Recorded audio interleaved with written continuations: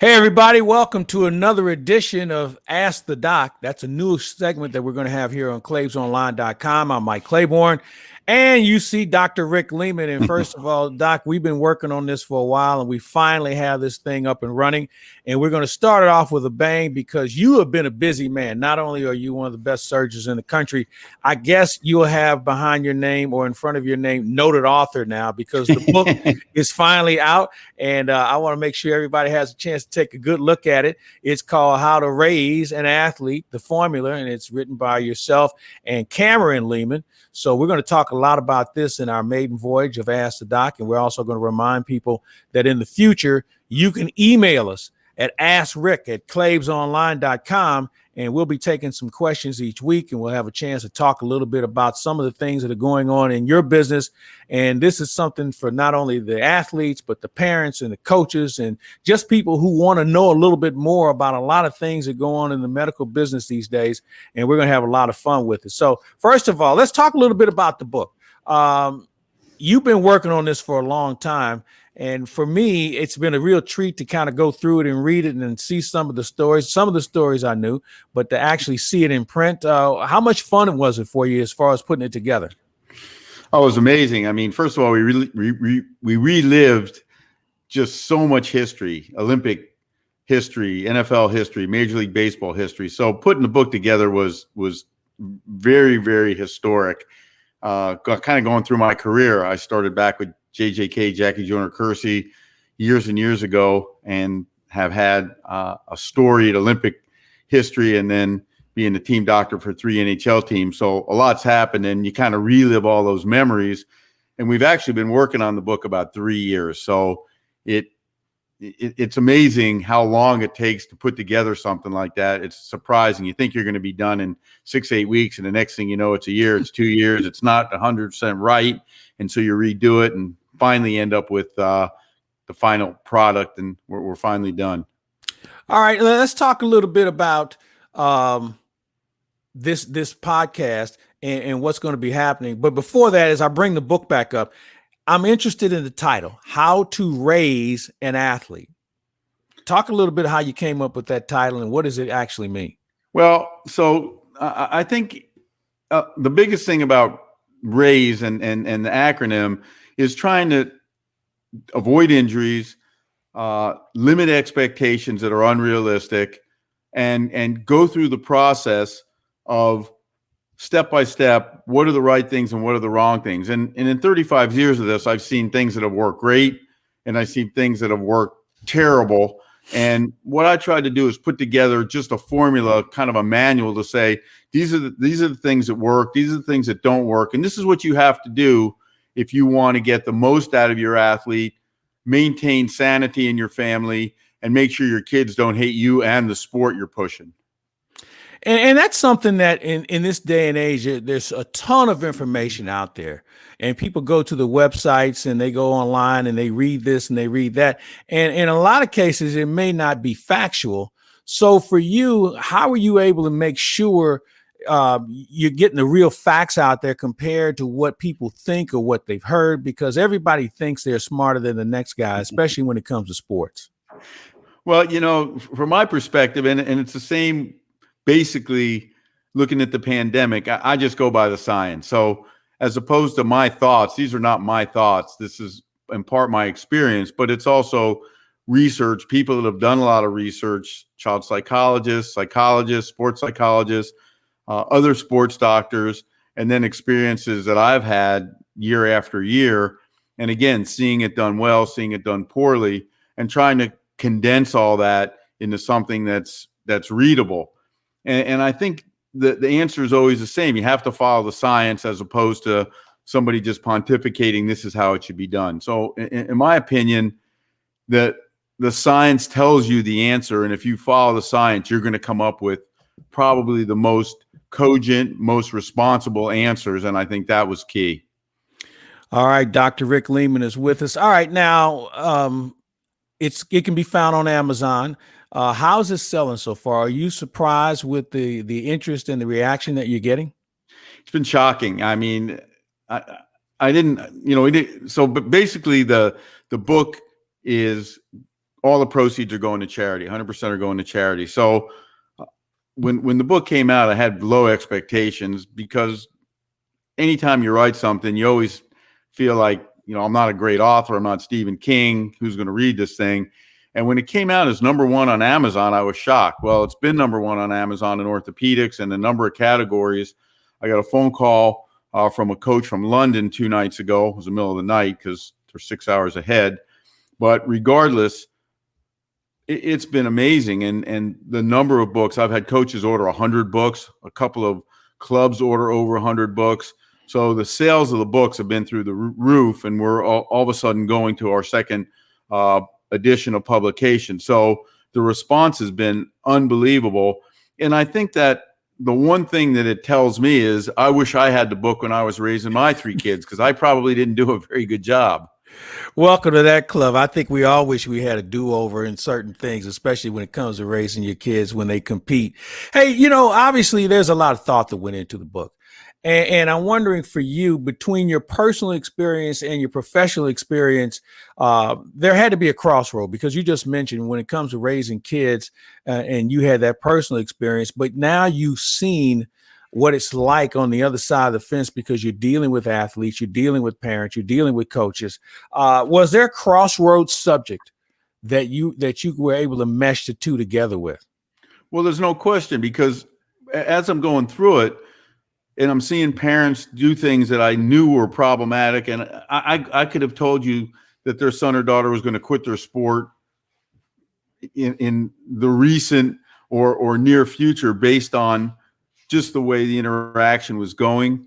You'd see the parents fight. You'd see the child was unhappy. Maybe they came in. You knew they didn't really have an injury, but they were very disinterested in continuing their sport. And I would say to myself, this is exactly what I did. No wonder this happened or that happened. So there was a lot of cross reactivity. The second thing is, in retrospect, you say to yourself, why did I do that? Why did I do that? Mm-hmm. And you want to tell the parents the same thing. Don't do this, don't do that.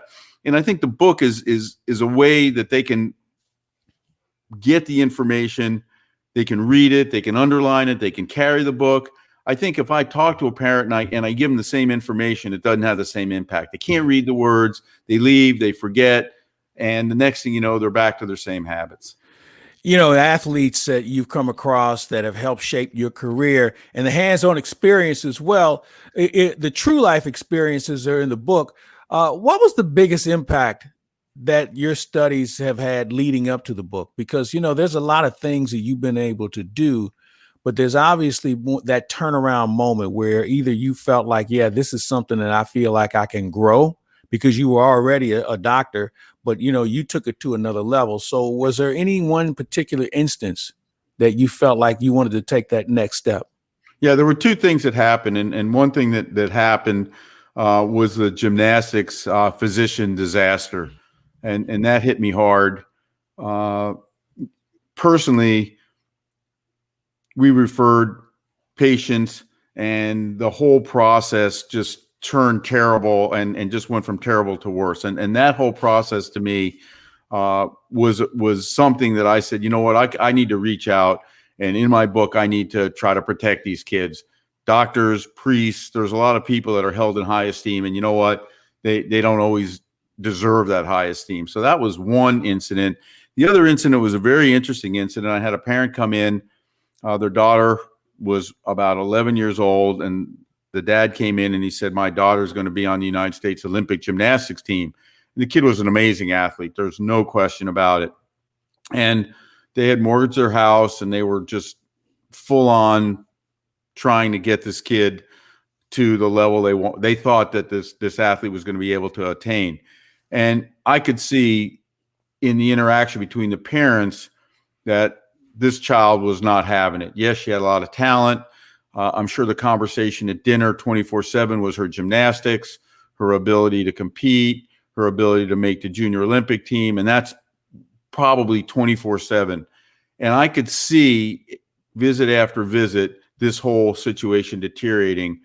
And I knew that it wasn't going to be long, just as I said a minute ago, that she was going to walk in and say, you can take your gymnastics and put it where you want to put it. And, I want to eat some donuts and I want to be with my friends and have a sleepover. Enough's enough. And sure enough, about 4 months later, mom comes in, dad comes in, everybody's crying. Mom's crying, dad's crying. She no longer wanted to do gymnastics. They put all this money into it. They put all this mental energy into it. They had just high hopes and just crushed. And none of that should have happened. If the kid was going to be an Olympic gymnast, it was to be. And if the kid wasn't going to be an Olympic gymnast, it wasn't going to happen. And there was nothing the parents were going to do positively to push his child to where they wanted her to go. And all it did was deteriorate the family relationship. And all it did was make the child hate gymnastics. And at the end of that whole thing, I said, you know what? I've got something to offer people.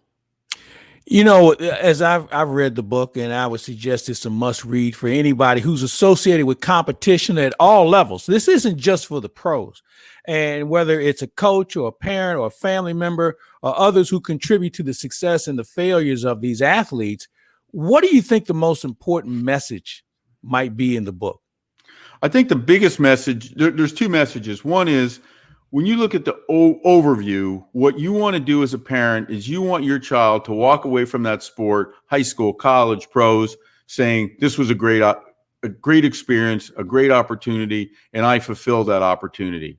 So you want the child to walk away, or the athlete to walk away and say, my high school career was great. I loved every minute of it. Or my college career was great. I'd do it again in a second. And anything you do along those lines that pushes that message is a positive message. So just think of yourself. If somebody's berating you all the time and all they're talking about is you got to go to practice tomorrow, go to bed early, don't eat that donut, et cetera, that's not going to contribute to a positive experience. The child's not going to walk away and say, this was just a great experience. So as a parent, that should be your goal. I think the second goal is parents should parent, coaches should coach, doctors should doctor, and everybody needs to have their lane. And you don't want to be out of your lane. And if you're in your lane and you're not telling the doctor that, Johnny can go back and play even though he's got a broken foot, then you're going to be in the right spot. And the doctor, likewise, needs to not be coaching and needs to stay in his lane. And if everybody stays in their lane and the parents are watching over the coach, making sure there's nothing inappropriate, everything is going to work out to the best of its ability. For you, in your writing a book, do you have a favorite chapter? And what was the hardest one to write? I think the hardest one was when we were talking about the gymnastics debacle. It was an international and national story. I really thought hard about not writing about it, but I think it's an important message that parents need to. Doctors are not infallible, coaches are not infallible, and you need to protect your child. That's the parent's job. Protect your child. And that was a very hard chapter to write. The other chapter that I fought with myself was the numbers. And when you look at the numbers and you say you have about a 3% chance of playing D1 sports, that's not very good. 3%, you probably have a better chance of getting into Harvard.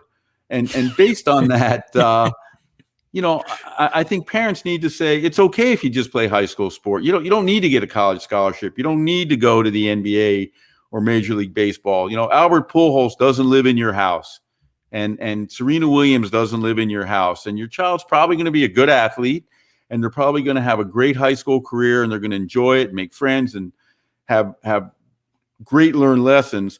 But the goal shouldn't just be get a college scholarship at all costs or play in the pros at all costs. And I think when I looked at the actual numbers, I was sort of shocked of the low percentages that each athlete has to get to the next level. But I think when you look at that, reality takes hold and you say to yourself, you know what, if my goal is for my son or daughter to play a pro sport, I may win the lottery tonight, but I'm probably not gonna.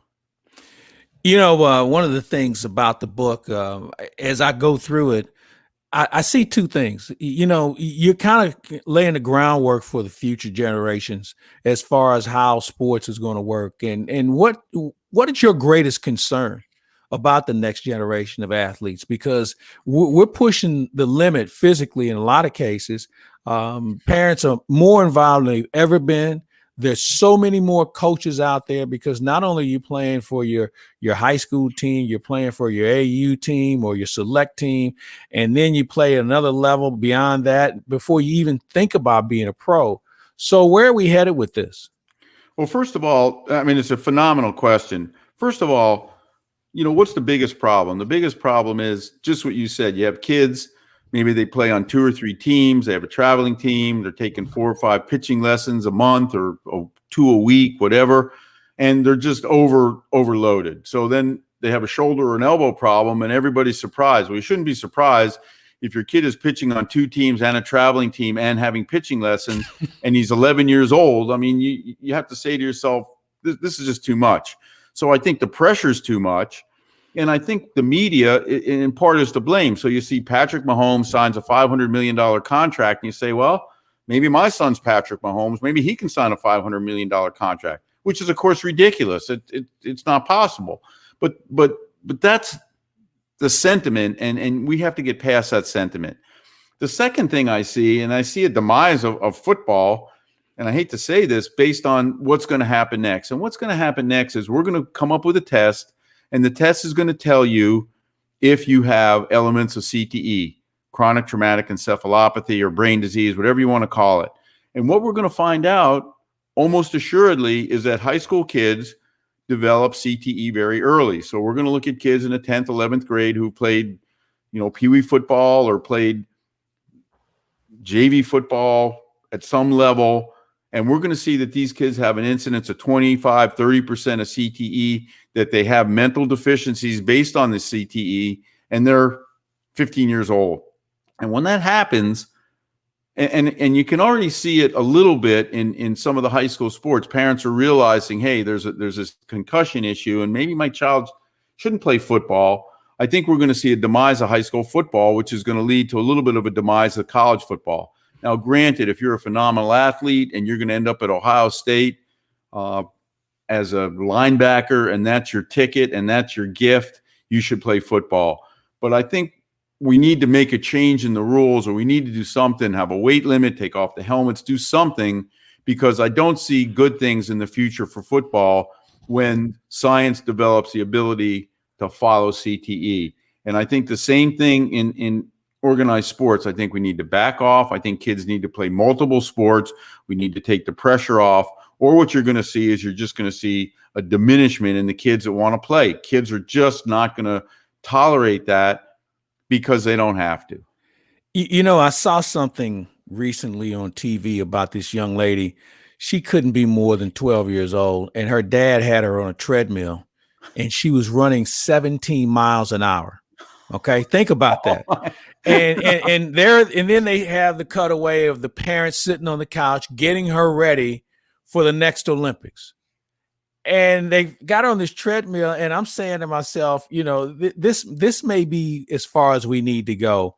And he felt like that's going to be her training routine to be able to succeed in the Olympics. And you can see that this is all they've circled. And there's a fine line between encouragement and coaching compared to just being nuts.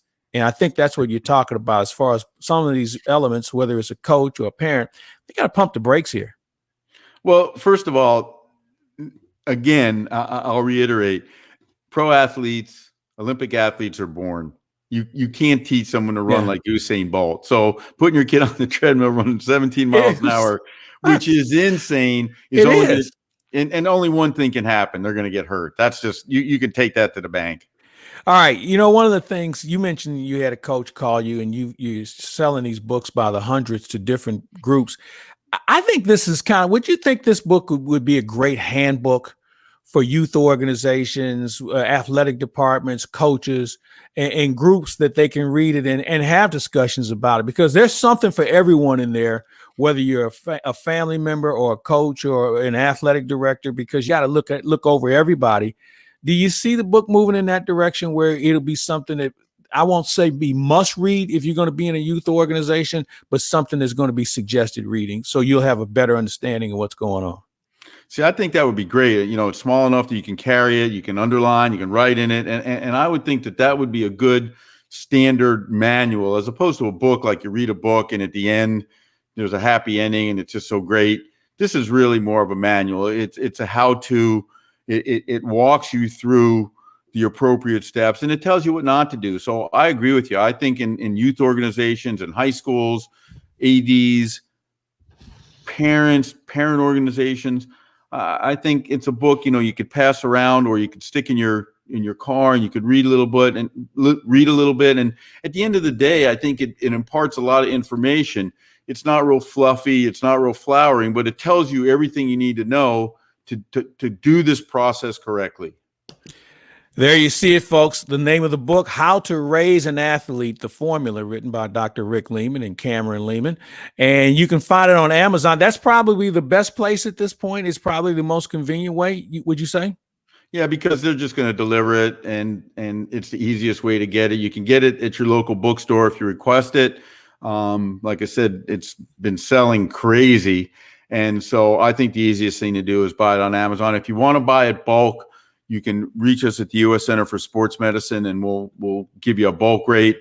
But again, if you just want a couple copies, the best thing to do is get it on Amazon, just like everything else. Yeah, exactly. That's just what I was going to say. So there you see it, folks. It's out there for you to take a look at, and it's a great read. It's a good short read. So here's the other thing I want to remind our viewers about. As we do this podcast on a regular basis, you're going to be taking questions. So we're going to remind everybody, all you have to do is just drop us a line at askrick@claibsonline.com. And that way we'll stack a few of them, and we'll throw you some questions in the upcoming weeks. And, basically it's our unofficial second opinion, and just people who just don't know enough. They hear this and they hear that, and hopefully you can connect the dots for people to make good, wise decisions about whether it's a family member or themselves. And we don't have to limit it to just, whether their kid is going to be the next Olympian or the next home run hitter. There's a lot of things in the world of sports that we can certainly help them with. I think it's going to be a great podcast. It really is. And there's nothing like it.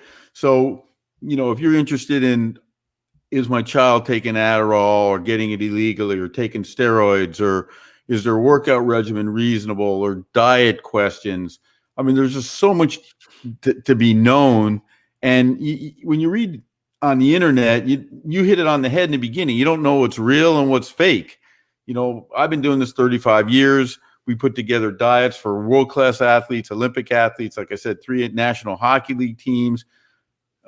It's just all science. And you read some of these crazy diets that people are on, and you say to yourself, how could anyone really read this and think this is okay? So if you have a question, or one of your family members, or you have a problem, at least you're going to get the up-to-date 2022 answer in a sports medicine arena, and probably as good of information as you're going to get, except for going to your sports doctor or going to your doctor. So based on that, I think we have a lot of information to impart. And I think there's a lot of, areas that you really don't want to talk about. You don't want to ask your doctor. You don't want to talk to your kids about. And I think these are things we can discuss for these sensitive topics. So again, I think we have a lot to impart. I'm looking forward to it, because I'm going to be a little smarter about a lot of these things that are going on, just like our viewers and listeners will be as well. Hey, Rick, this is fun, man. Don't forget, everybody, ask Rick at Claibs at Claibs Online. You think I know this by now. Ask Rick at claibsonline.com. Send us your questions, and we'll be giving you a heads up on when the next podcast will be coming your way.